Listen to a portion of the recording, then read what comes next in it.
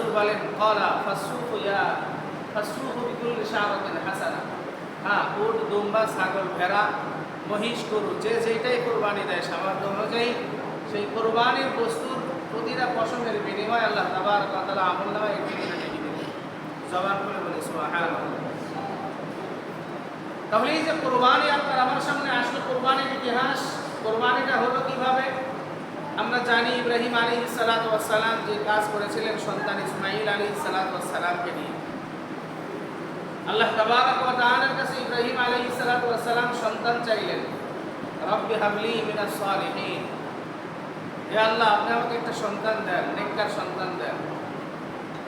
আল্লাহ তাবারক ওয়া তাআলা বললেন ফাবাশশারনাহু বিগুলামিন হালিম, তোমাকে উত্তম, নম্র, ভদ্র একটি সন্তানের সুসংবাদ দিলাম। বলি সুবহানাল্লাহ। তাহলে আল্লাহ তাবারক ওয়া তাআলার কাছে সন্তান চাইলে কিভাবে চাইতে হবে আল্লাহ শিখাইছেন, রব্বি হাবলি মিনাস সালিহিন। এই দোয়া বেশি বেশি করে করা আল্লাহর কাছে যে আল্লাহ নেককার একটা সন্তান দাও। আল্লাহ তাবারক ওয়া তাআলা যদি কবুল করে নেয় তাহলে নেককার সন্তান দেবেন। এই সন্তান দুনিয়ায় আসলেন, দুনিয়ায় এসে চলাফেরা করতে লাগলেন। ফালাম্মা বালাগা মা'আহু আস-সা'য়া ক্বালা ইয়া বুনাইয়া ইন্নী আরা ফিল মানামি আন্নী আসবাহুকা ফানজুর মাযা তারা। আল্লাহর ভাষা কোরআনুল কারীমের ভিতরে কি সুন্দরভাবে উদাহরণ সহ উপমা দিয়েছেন। তাফসীর ইবনে কাসীর, তাফসীর মাজহারি সব তাফসীরকার উপরে একই কথাই লেখেন যে হযরত ইসমাঈল আলাইহিস সালাতু ওয়াস সালাম যখন 8 বছর বা 9 বছরে উপনীত হলেন, কেউ কেউ বলেন যে 12 বছর বয়সে উপনীত হলেন, যখন তিনি স্বাভাবিকভাবে নিজে চলাফেরা করতে লাগলেন, নিজের হুজ যখন সে বোঝা শিখছেন। তাফসীরে মাজহারের ভিতরে আসছে, কাজী সালাউল্লাহ বানীপতি রাহমাতুল্লাহি আলাইহি বলেন ফালাম্মা বালাগা মা'আহু আস-সা'য়া, এর ব্যাখ্যার ভিতরে তিনি লেখেন ইসমাঈল আলাইহিস সালাতু ওয়াস সালামের বয়স 10 বছর পার হয়ে গেছে। এখন নিজের বুঝ সে নিজে বোঝে, সে সব কিছু সে নিজে করতে পারে। আল্লাহ তাবারক ওয়া তাআলা খলিল ইব্রাহিম আলাইহিস সালাতু ওয়াস সালাম সন্তান ইসমাঈলকে ডাকলেন, ডেকে দুই মা এবং সন্তান দুজনে পরামর্শের সুরতে কথা বলতেছে। দেখেন পরামর্শ এটা একটা সুন্দর একটা সিস্টেম। আজকে আমাদের ভিতরে পরামর্শ নেই, চাই পারিবারিকভাবে হোক চাই সামাজিকভাবে হোক, যে কোনো কাজ পরামর্শ সুরতে যদি হয় তাহলে এই পরামর্শের সুরতে হলে আল্লাহ তাবারক ওয়া তাআলা বলেন এই পরামর্শের সুরতে যদি কারোর ভুল হয়, ভুল হওয়ার পরে ওই সিদ্ধান্ত নিয়ে যদি কাজ করে আল্লাহ তাকে দ্বিগুণ নেকি দান করেন। বলেন সুবহানাল্লাহ। এই জন্য কোরআনুল কারীমের ভিতরে আল্লাহ বলছেন ওয়া আমরুহুম শুরা বাইনাহুম, তোমরা পরস্পরের ভিতরে পরামর্শ করে কাজ করো। ঘরের ভিতরে বাবা আছে, সন্তান আছে, বিবি আছে, মেয়ে আছে, সন্তান বালেগ হয়ে গেছে, তুমি বাবা তুমি সন্তানকে নিয়ে বসে পরামর্শ করো যে বাবা আমি এই কাজটা করতে চাচ্ছি, বা আমি এরকমের ব্যবসা করতে চাচ্ছি, সংসারের এই কাজটা করতে চাচ্ছি। পরামর্শ করে কাজ করলে এটা উপকার হয়, ফায়দা হয়, এটা রহমত আর বরকত আসে। এটা ইব্রাহিম আলাইহিস সালাতু ওয়াস সালাম শিক্ষা দিলেন কিভাবে, সন্তানকে ডাকলেন, ডেকে বলতেছেন যে দেখো বাবা ইসমাঈল, আমি তো রাতের বেলায় স্বপ্ন দেখতেছি আমি তোমাকে জবাহ করতেছি। কি করতেছি? কথা বলেন। জবাহ করতেছি। কাকে? বাবা তার সন্তানকে জবাহ করতেছি মিনা ময়দানে। ফানজুর মাযা তারা, আমি দেখতেছি স্বপ্নের ভিতরে যে তোমাকে আমি জবাহ করে আল্লাহর রাস্তায় কুরবানি করতেছি। সন্তান এই কথা শোনার পরে কি কথা বললেন? ক্বালা ইয়া আবাতি ফাআল মা তু'মার, যে বাবা ইব্রাহিম আলাইহিস সালাতু ওয়াস সালাম আপনি তো নবী, আর নবীদের স্বপ্ন এটা তো ওহী, আর ওহী একমাত্র আল্লাহর পক্ষ থেকে আসে। তাহলে আপনাকে যেটা দেখানো হয়েছে এটা নিশ্চয়ই ওহী, এতে কোনো সন্দেহ নাই। ইফআল মা তু'মার, আপনাকে যে আদেশ করা হয়েছে এই আদেশ আপনি পালন করেন। কে বলতেছেন এই কথা? সন্তান তার বাবাকে বলতেছে। ইফআল আমরের সিগা ব্যবহার করেছেন, আদেশ দিয়েছেন আল্লাহ, সন্তানও সেই কথাই বলতেছে ইফআল মা তু'মার, আপনাকে যে আদেশ করা হয়েছে আপনি সেই আদেশ বাস্তবায়ন করেন। সাতাজিদুনি ইনশাআল্লাহু মিনাস সাবিরিন, নিশ্চয় আপনি আমাকে ধৈর্যশীলদের মধ্যে পাবেন। বলেন সুবহানাল্লাহ। এটা চারটিখানি বিষয় নয়। বাবা সন্তানকে পরামর্শের সুরতে জিজ্ঞাসা করলেন, সন্তানের অনুমতি দিয়ে দিলেন। ইব্রাহিম আলাইহিস সালাতু ওয়াস সালাম ইসমাঈলের মা হাজেরা থেকে বিদায় নিয়ে সন্তানকে নিয়ে রওনা করলেন মিনার প্রান্তরে। বেড়াইতে নিয়ে যাওয়ার কথা বলে সেজে গুজে যখন রওনা করলেন, পথিমধ্যে শয়তান মা হাজেরাকে নিয়ে ওয়াসওয়াসা দিতে লাগলেন যে তোমার স্বামী সে কিন্তু কোরবানি করার জন্য যাচ্ছে, তোমার ছেলেকে জবাব করার জন্য যাচ্ছে, সে কিন্তু নারীর বাড়িতে নিয়ে যাচ্ছে না। হাজরা আলাইহিস সালাম শয়তানকে খাটানোর জন্য, তাড়ানোর জন্য 3 জায়গায় পাথর নিক্ষেপ করেছিলেন, কঙ্কর নিক্ষেপ করেছিলেন। কোনো কোনো মুহাদ্দিস বলেন 2 জায়গায় পাথর নিক্ষেপ করেছিলেন। এই যে পাথর নিক্ষেপ করেছিলেন শয়তানকে তাড়ানোর জন্য, এটা আল্লাহ তাবারক ওয়া তাআলার কাছে পছন্দনীয় হয়ে যাওয়ার কারণে কিয়ামত পর্যন্ত যত হাজী সাহেবরা যাবে সমস্ত হাজী সাহেবের উপরে কঙ্কর নিক্ষেপ করা আল্লাহ ওয়াজিব করে দিয়েছেন। সুবহানাল্লাহ। এই যে বিধানগুলো, এটা একটা ইবাদত। শয়তান বা হাজেরাকে পদস্খলন করাতে পারে নাই, তাকে ধোঁকা দিতে পারে নাই, কিন্তু আপনাকে আমাকে তো পদে পদে শয়তান ধোঁকা দেয়। প্রতিটা কাজের ভিতরে শয়তানের ওয়াসওয়াসায় করে আপনি আমি গুনার কাজে লিপ্ত হয়ে যাচ্ছি। আল্লাহর আদেশ, আল্লাহর নির্দেশ পালন করতে চাচ্ছি না, আমরা পালন করি না। কিন্তু আল্লাহ তাবারক ওয়া তাআলার খলিল ইব্রাহিম আলাইহিস সালাম যখন রওনা করলেন, সন্তানকে মিনার প্রান্তরে নিয়ে গেলেন। বাবে বেটার ভিতরে কথা হয়, 90 বছর বয়সে সন্তান পাইলেন, কত আনন্দের সন্তান। জবহ করার জন্য নিচে শোয়াই দিয়েছেন। সন্তান এখন ডাক দিয়ে বলে, বাবা তুমি তো আমাকে বড় ভালোবাসো, আমিও তোমাকে ভালোবাসি, একটা কাজ করো, আমাকে জবাহ করার পরে আমার এই জামা একটু নিয়ে গিয়ে আমার মায়ের কাছে দিও, আমার মা যেন সান্ত্বনা পায়। আর বাবা আরেকটা কাজ করো, তুমি কি কাজ? আমার হাতটা সুন্দর করে বেঁধে নাও, পাটা বেঁধে দাও, তুমি মুরব্বী মানুষ, চোখে কম দেখো। আর আমাকে উপর করে শোয়ায় দাও, তোমার চোখটাও বেঁধে নাও, যাতে করে আমার চেহারার দিকে তোমার চোখ না পড়ে। কেননা এত বছর পরে সন্তান পেয়েছো, আমার চেহারার দিকে তোমার চোখ পড়লে তুমি আল্লাহর আদেশ মানতে যদি আবার ভুলে যাও, তাহলে আল্লাহর তুমি আদেশ না মানলে তুমি আল্লাহর অবাধ্য হয়ে যাবে। ইসমাঈল আলাইহিস সালামের কথা শুনে ইব্রাহিম আলাইহিস সালাম চক্ষু বাঁধলেন, সন্তানের হাত বাঁধলেন, পা বাঁধলেন, জমিনে শোয়াই দিয়েছেন। আল্লাহ তাবারক ওয়া তাআলার খলিল ছুরি, ধারালো ছুরি দিয়ে চালাইতেছেন, গলার উপরে লাগায় বলতেছেন বিসমিল্লাহি আল্লাহু আকবার।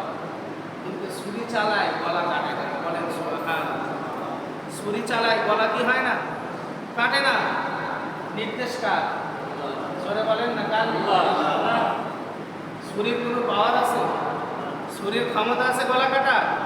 একটা পশমও কাটার ক্ষমতা নাই ছুরির, যদি আল্লাহর আদেশ না আসে। আল্লাহ তাবারক ওয়া তাআলার খলিল ইব্রাহিম আলাইহিস সালাম আশ্চর্য হয়ে গেলেন। ছুরির উপরে এভাবে উঁচা করে পাথরের উপরে আঘাত করলেন। তাফসীরের ভিতরে আসছে পাথর দ্বিখণ্ডিত হয়ে ইব্রাহিম খলিলুল্লাহর হাতের মুঠা পর্যন্ত ছুরি বালুর ভিতরে গেড়ে গেছে। ছুরিকে লক্ষ্য করে ইব্রাহিম আলাইহিস সালাম বলতেছেন, কিরে ছুরি, কি হলো তোমার? আমার সন্তানের গলা কেন কাটো না? আসমানের ফেরেশতারা চেয়ে আছে, কোটি কোটি ফেরেশতারা তাকায় রয়েছে যে বাপ আর বেটার ভিতরে কি কুরবানির ইতিহাস। আল্লাহর নৈকট্যশীল হওয়ার জন্য ইব্রাহিম আলাইহিস সালাম তিনি সব কিছু উজাড় করে দিয়ে সন্তানকে কোরবানির নির্দেশ দিলেন। আল্লাহর খলিল সেটা বাস্তবায়ন করার জন্য পাগল করা হয়ে গেছে। সমস্ত ফেরেশতারা চায়া রয়েছেন, আরশে আজিমে বসে রব্বে কাবা তিনিও দেখতেছেন ইব্রাহিম খলিলুল্লাহর খেলা। আল্লাহ তাবারক ওয়া তাআলা খলিল ইব্রাহিম ছুরিকে আদেশ করলেন, কি হলো ছুরি, তুমি কাটো না কেন? ছুরি ডাক দিয়ে বলে, মালিক, এক রিওয়ায়াতে পাওয়া যায় তুমি আমার জবান খুলে দাও, তোমার খলিলের সঙ্গে একটু কথা বলো। ছুরি ডাক দিয়ে বলে, ওগো আল্লাহর খলিল, আপনি আপনার কাজ করেন, আমি আমার কাজ করতেছি। এখানে মাওলার আশিক আর মাশুকের খেলা চলতেছে। বলে সুবহানাল্লাহ।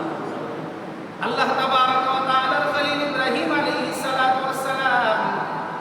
এমন করে বারবার আবার ইসমাঈলের গলা ধরে চালায় দেয়। ইসমাঈল আলাইহিস সালামের গলা কাটে না, ডাক দিয়ে বলে, ছুরি গলা কাটে। ছুরি ডাক দিয়ে বলে, আপনার আদেশ, আল্লাহ তাবারক ওয়া তাআলা আদেশ দিয়েছেন, আপনি আপনার খেলা খেলতে থাকেন, কেননা আল্লাহ তাবারক ওয়া তাআলা যে নির্দেশ দেয় ইব্রাহিম আলাইহিস সালাম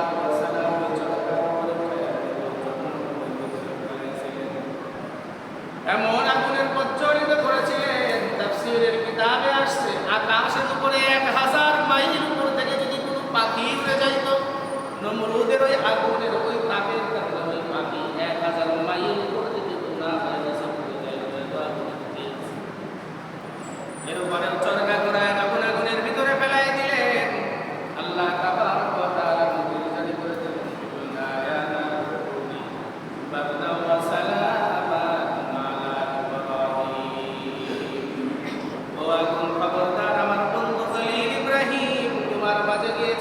ওয়া সালামা, এমন শান্তিদায়ক হয়ে যাও, এমন আরামদায়ক হয়ে যাও আমার খলিল ইব্রাহিমের যাতে কোনো কষ্ট না হয়।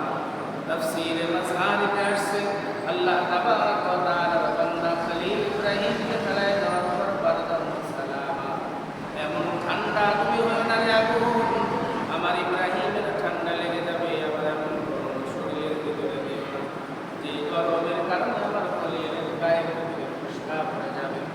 তাহলে আগুন যদি আল্লাহ তাবারক ওয়া তাআলার কথা শুনতে পারে, সূর্য তো আল্লাহর মাখলুক, আল্লাহ নির্দেশ দিলেন খবরদার ইসমাঈলের গলা কাটতে পারবি না।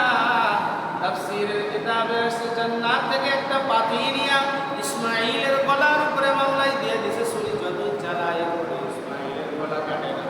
এমন কিছু সময় যাওয়ার পর ইব্রাহিম বৃদ্ধ মানুষ ডাক দিয়ে বলে, আল্লাহ আমি ধ্বংস হয়ে গেলাম, কি পরীক্ষার ভিতরে ফেলায় দিলাম, আমি আল্লাহ তাবারক ওয়া তাআলা তোমার পক্ষ থেকে তুমি আমার ধৈর্যশীলের ভিতরে দান করে দাও।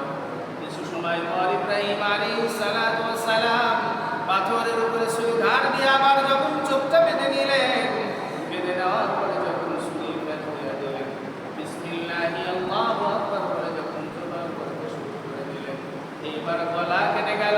আর সঙ্গে সঙ্গে পাশে থেকে বলে উঠল, আল্লাহু আকবার, আল্লাহু আকবার, লা ইলাহা ইল্লাল্লাহ, আল্লাহু আকবার, আল্লাহু আকবার, লিল্লাহিল হামদ।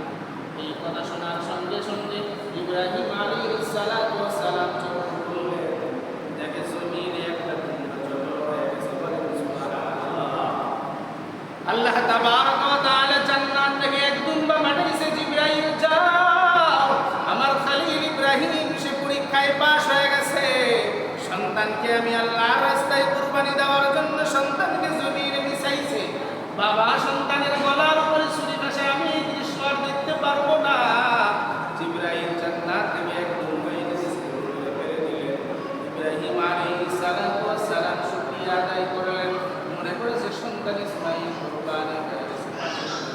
তাকবীরের আওয়াজ শুনলেন, ইব্রাহিম খলিলুল্লাহ চক্ষু খোলার পর দেখে দুম্বা জমা হয়ে গেছে, পাশে সন্তান জীবিত দাঁড়ায় গেছে। আল্লাহর খলিল ইব্রাহিম পয়গম্বর শুকরিয়া আদায় করলেন।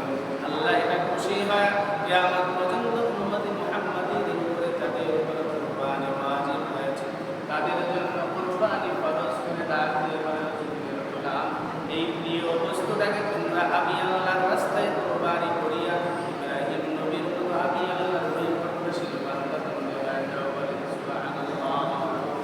এই জন্য ইমানদার মুসলমান আল্লাহর গোলাম, সামনে আসতেছে কুরবানির ঈদ। কুরবানি কাদের উপরে ফরজ হয়? আল্লাহ তাবারক ওয়া তাআলা নবী বলেন, জমিনের ভিতরে যাদের উপরে কুরবানি করা ওয়াজিব, যদি কুরবানি না করে আল্লাহর রাসূল ওয়াঈদ দিয়েছেন, ধমকি দিয়েছেন, মান ওয়াজাদা সাআতান ফালাম ইজাহি ফালা ইয়াহজুর মুসাল্লাহ, যে ব্যক্তির উপরে কুরবানি ওয়াজিব হয়েছে সেই ব্যক্তি যদি কুরবানি না দেয়, রাসূল বলে সে যেন ঈদগাহে না আসে। কি বলেছেন রাসূল? যার উপরে কুরবানি ওয়াজিব সে যদি কুরবানি না দেয়, সে যেন ঈদগাহে না আসে, তাকে ঈদগাহে আসতে নিষেধ করেছে। তাহলে কুরবানি ওয়াজিব হয় কাদের?